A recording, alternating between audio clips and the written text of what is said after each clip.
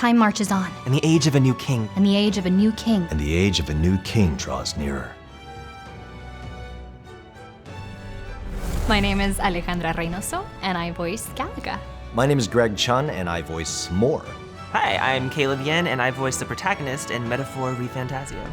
When I first heard of the world of Metaphor, it was when the audition came into my inbox. It was love at first sight, and I'm so glad that I got to be a part of her journey. It was fascinating to me because I feel like this notion of a utopia and what that means has something that I've always thought about a lot ever since I was a kid. What a utopia would mean in modern times and how that contrasts with the world of Metaphor that's full of strife and tension and conflict. It's just a very interesting question. I think that on a philosophical level I think about a lot because a lot of times I have trouble coping with reality and the way it is, and the idea of a utopia seems really nice. Metaphor, in its own really elegant way, it's a wonderful take on the question and how it could possibly be answered. So I got the audition and I had no idea what it was for, and I was like, I'm gonna do this now. And I was like, that was cool, then I forgot about it, then I figured out what it was, and then I screamed continuously for like 30 seconds probably. A scream of joy. There was no anxiety in that one, save that for the game. Fight your anxieties. I would say that she is all heart. She also is a good dose of sass, which is a lot of fun to play, but I do love the dynamic that she has with our protagonist and that she is there and she has his back no matter what. So she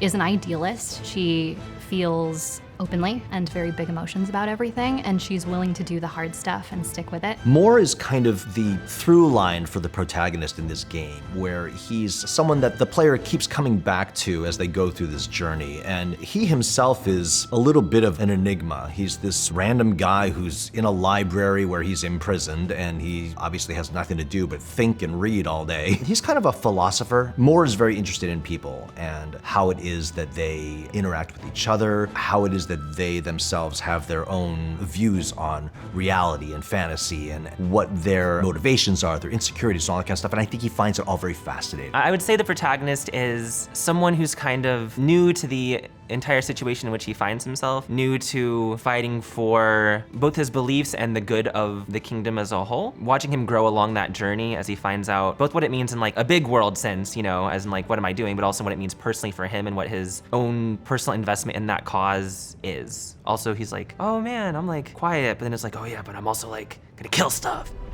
What I love most about Gallica is that her heart is always bigger than the problems in the world around them, that she is always willing to fight for the protagonist, no matter what. His clothes, I like his fit. I kind of want to be more fashionable in my own life. I just like his general vibe. It's very elegant, it's very heady and sort of intellectual vibe. He just seems like a very calm observer type of presence in the game, and that's something that I feel like all of us could use a little bit, especially me in my own life. Being able to step back and look at things from just an academic standpoint. I like what that represents. I would say I like everything because I got to play him, but also just because he's such a good bean, you know, like a cinnamon roll, figuring out where he belongs in this. He starts off naive, if you will, but as the game continues and he finds out more things and he has loss and he has development and he has a whole game's worth of stuff happen to him, he grows and changes. I really think it's fun to be able to play that growth arc, those differences, because he has things to say, he has a personality, and he grows and changes as the game goes on. And so that was really special to me. If I had to enter the tournament for the throne, I would probably just host a bunch of piano sing-alongs. In my life, that was the way I was able to connect with people. Childhood was not always the best for a lot of folks for whatever reason, you know, and socially, the way that I found that I could bridge the gap and actually connect with people and have them like me was through music. It really was sort of the main way that I started to figure out who I was and blossom into some kind of being that had any element of confidence and self-worth. Because nothing brings people together like drunken singing. Well, I don't think that I have the energy or the guile to go Luis's route. I think I would just approach it with sincerity and be as transparent as possible because that's all I could do. I would live stream something interesting that I am gonna figure out by the end of this sentence. A cooking competition. I am bad at cooking, but I am entertainedly bad at cooking. And they'd be like, he's so bad at cooking, he must be a good ruler. And then I would win, you know, the throne, and I'd like eat porridge in my like throne because that's a place to eat porridge.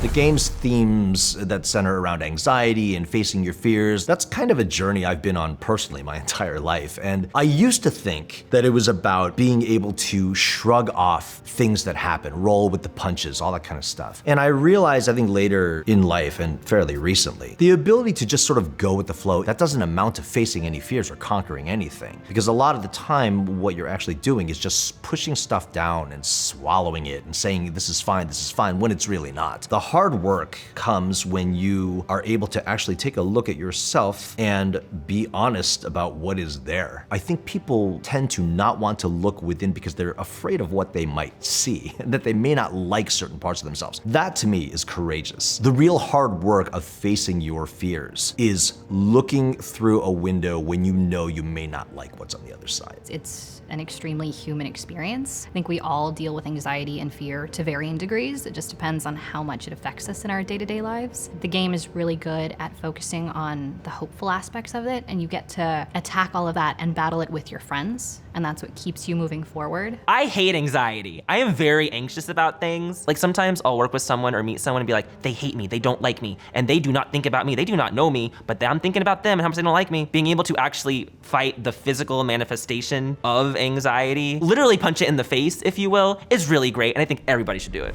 What do I think draws people into the game? Oh, I think it's multifold. One, it's beautiful to look at. It also sounds beautiful. The score, I think we have an amazing collection of characters. I am very biased, obviously, as one of the actors, but I think getting to hear the performances of the other actors was just such a wonderful experience. And obviously, the story doesn't shy away from big, heavy, dark themes. It's also actually very simple, as dark as it is, because it's extremely human. But no matter what, it stays hopeful. And I think that's the biggest thing that keeps people coming back. But I think it encourages us to keep fighting for hope and for a world that could be better. And I think getting to do it with your friends who oftentimes share a single brain cell definitely keeps you coming back for more. I think this game draws people in for like a bamillion different reasons. You have found family, outcast to not outcast, fighting your anxieties, rising up against the mean people, the establishment, if you will. All of those components combine to just make a really unique game that has a very realistic and sometimes scary message, but also in the end an uplifting and powerful message that you and your friends can go and defeat anxiety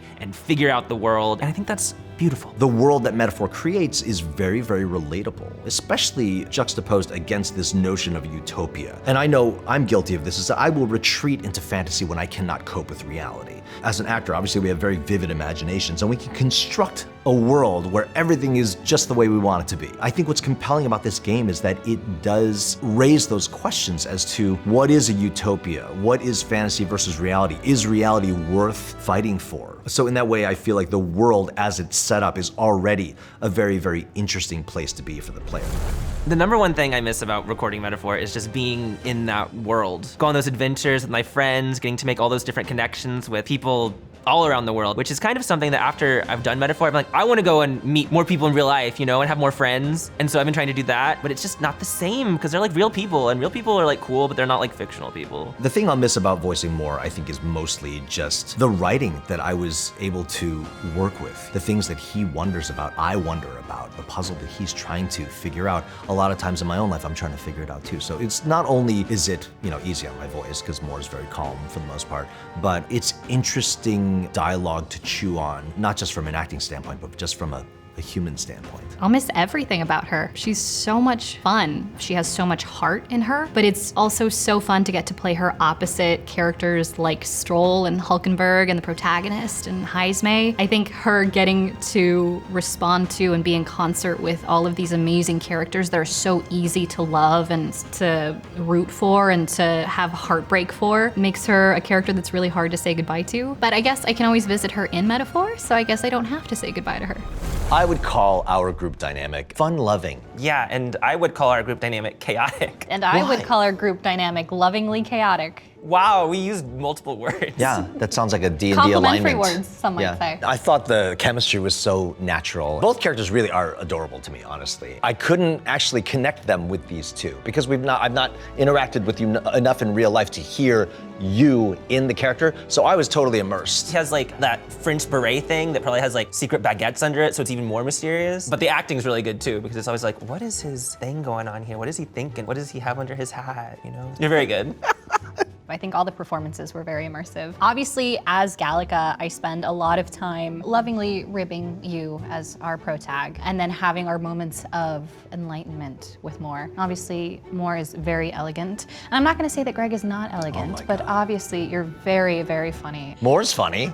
And engaging in real life, and it's a different kind of engaging, so that's a lot of fun. Caleb, I get to rib you just as much in person, so it's nice to kind of have that vibe IRL. I love ribs, I'm a barbecue fan, so There you go. it works. Okay, if we were stuck in the Gauntlet Runner together, the first thing I would do is use the bathroom, because you get stat stuff and doesn't use a ton of time. I would make videos with these two. We could do like a whole channel, Gauntlet Runner life. I probably would nap a lot, but I also would be excited to film videos with you guys. I want to eat a lot. I deal with boredom by eating. I will wake up to eat with Greg and or more. Mukbangs with like Hulkenberg. Okay. That would be amazing. And then Although we could I can't do picture like, Moore eating a sandwich. I think that's the premise of the video. It's like, okay, like today we're gonna get Moore to eat something, you know? I don't And think then he'd ever maybe get like full. we'll try on berets with you. He always wants Oh my God. more. Let's. Can we do each other? This is you. Here's you. Ready? Okay. No holding back. We're bonded down to the depths of our hearts, right? This is you. Me. It seems you've acquired a new archetype. Very elegant. Imagine beret. Pat. Oh. From now on, it's not about orders. I'm with you because I want to be. This is a fantasy. Behold, I walk a royal path. The United Kingdom of Uchronia. The year is 785. By this story of fantasy, may this faded world be painted anew. Play the Metaphor ReFantazio demo, available now.